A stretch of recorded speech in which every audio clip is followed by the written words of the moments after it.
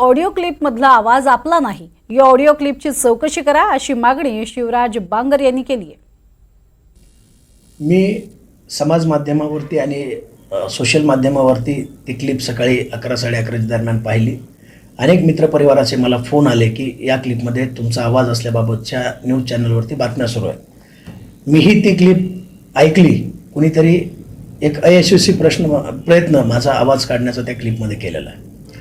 कुंडलिक खांडे जे शिवसेना शिंदे गटाचे जिल्हा प्रमुख आहेत, त्यांचं आणि माझं राजकीय वैर हे गेल्या 10 वर्षापासून संपूर्ण बीड जिल्ह्याला माहिती आहे।